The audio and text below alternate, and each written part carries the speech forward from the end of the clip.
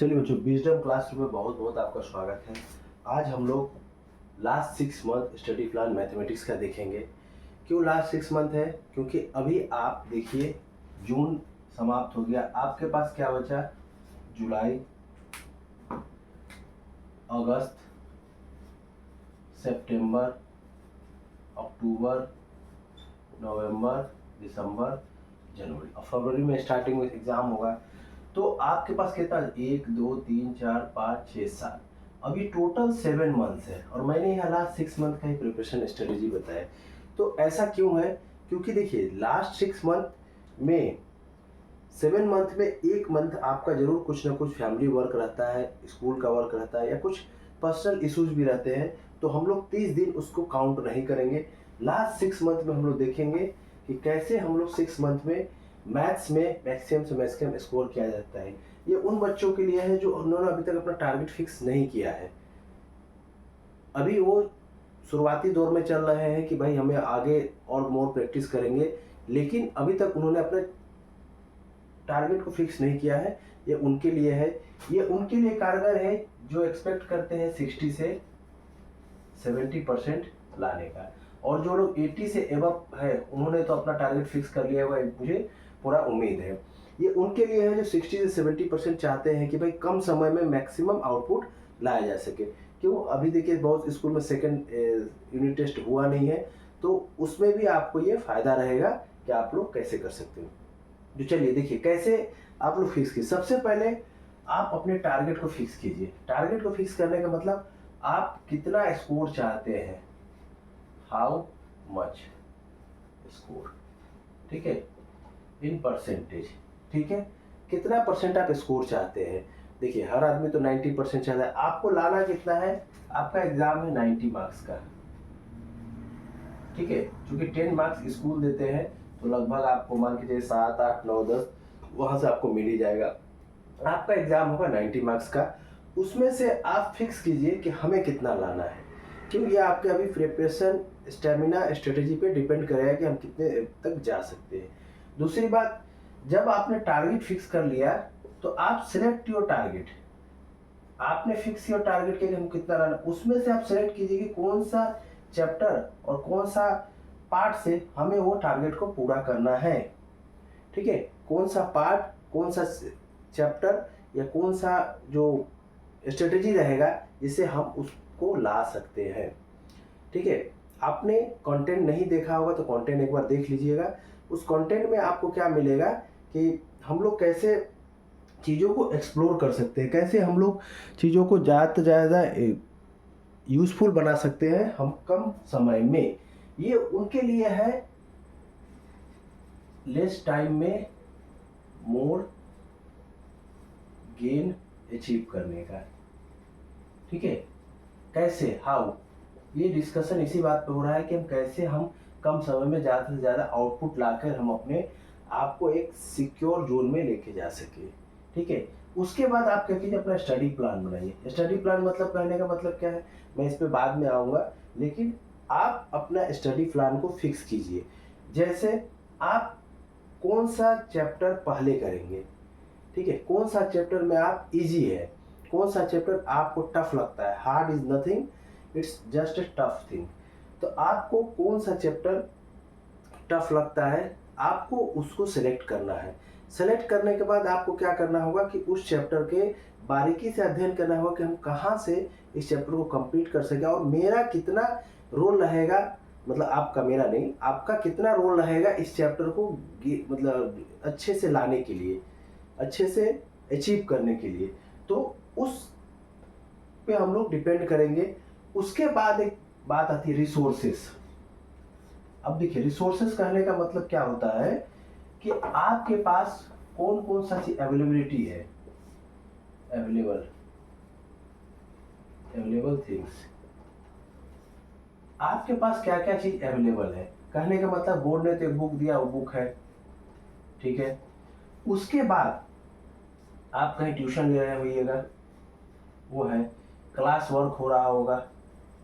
अगर आप अभी से अगर चीज़ों को, रिसोर्स को सीमित कर, लिमिटेड कर लें, तो आप ज़्यादा मैक्सिमम आउटपुट ला सकते हैं। अवेलेबल थिंग बुक्स है, बुक्स बहुत बेटर है, no doubt West Bengal board का बुक बहुत ही अच्छा है। इस बुक को आपको थ्योरेटिकली पढ़ना पड़ेगा, एक एक चीज़ को आपको थ्योरेटिकली पढ़ना पड़ेगा। जैसे आपने अपना स्टडी प्लान बना लिया है, उसके बाद रिसोर्स में आप देखिए कि कौन सा चैप्टर हमें हो पा रहा है कि नहीं। इस बार से जो बोर्ड से मैं पिछले वीडियो में भी अपना बताया कि इस बार से बोर्ड क्या करता है कि थोड़ा सा थ्योरेटिकल क्वेश्चन को ज़्यादा पूछ रहा है, तो हमें भी उस लायक प्रिपरेशन करना होगा। अगर कोई चाहता है कि भाई नॉर्मल एग्जाम पास कर जाए, तो बोर्ड इतना अपॉर्चुनिटी देता है कि आप 50% आराम से ला सकते हैं, बिना किसी दिमाग को लगाए, बिना किसी प्रैक्टिस किए हुए, मैक्सिमम मैसिव स्केल पे नॉर्मली आप ला सकते हैं। ये उनके लिए है जो 60 से 70 तक सोच रहे हैं, तो उनके लिए क्या है, रिसोर्सेज आप ट्यूशन और क्लास। सबसे मैं पर्सनली प्रीफर करूँगा कि आप बुक को जरूर प्रीफर कीजिए, बुक को थ्रोली एक बार पढ़ना स्टार्ट कीजिए, तब जाके आप उसको समझ पाइएगा क्या। उसके बाद रिसोर्सेज में आप कंटेंट को देखिए, कंटेंट को देखिए, कंटेंट देखने मतलब कौन सा चैप्टर आपको इजी लगता है, कौन सा चैप्टर आपको टफ लगता है, उसको हम लोग को देखना है।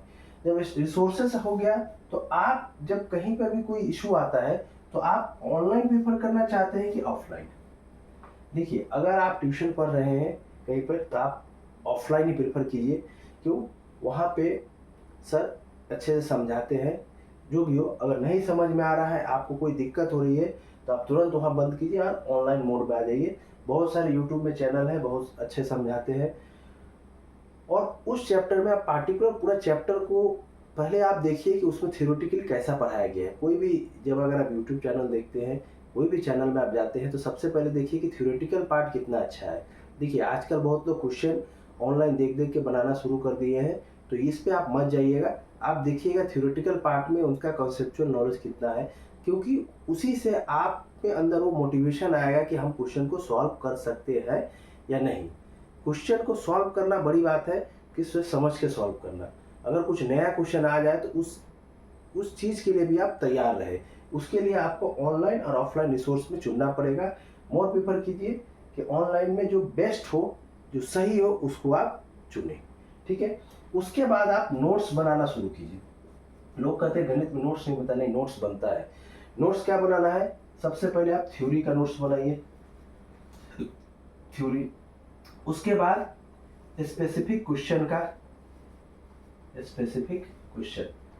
उसके बाद जो एग्जाम्पल है उसको जरूर सॉल्व कीजिए, एग्जाम्पल है उसको जरूर सॉल्व कीजिए। क्यों?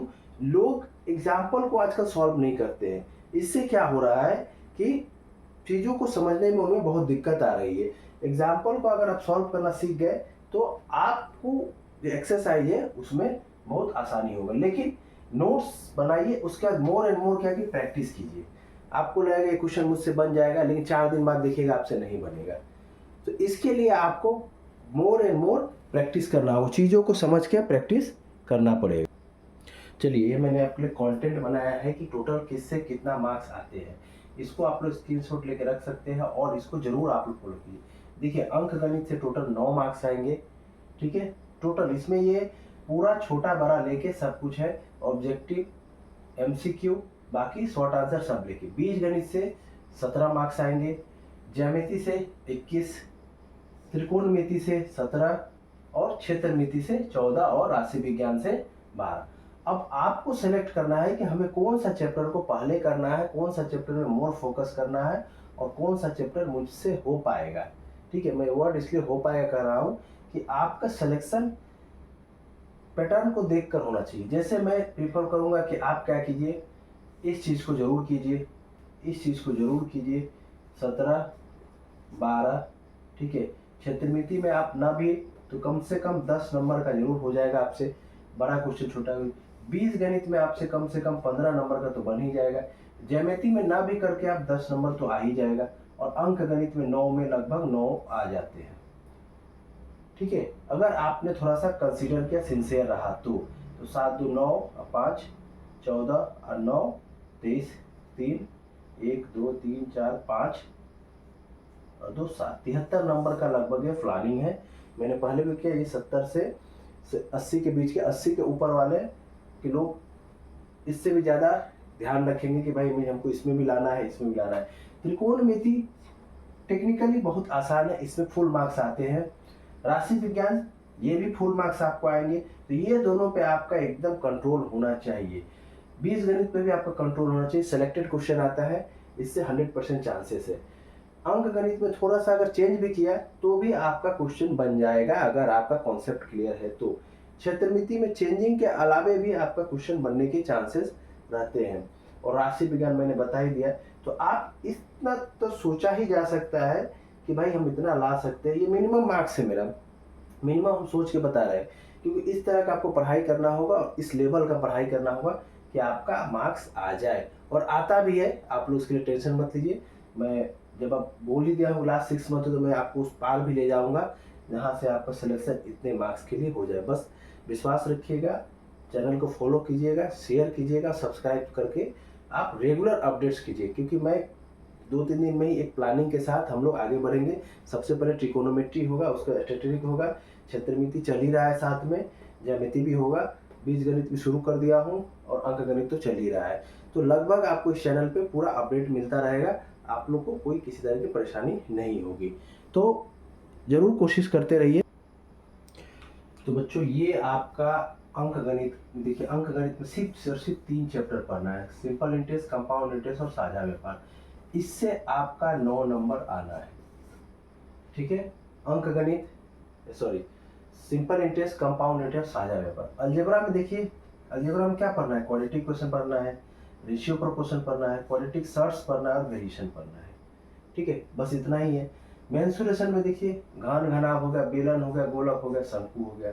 ट्रिकोनोमेट्री में लगभग 23 से 25 नंबर तक चैप्टर है और स्टैटिस्टिक्स में 26 नंबर चैप्टर है, जिससे 12 नंबर आते हैं और ये 12 नंबर कंपलसरी आते हैं। जैसे ट्रिकोनोमेट्री में एक आपका हाइट एंड डिस्टेंस आना ही आना है, उसी तरह स्टैटिस्टिक्स में 8 नंबर कंपलसरी आते हैं। 2 क्वेश्चन होता है, 3 क्वेश्चन होते हैं, उसमें 2 सेलेक्ट करना होता है।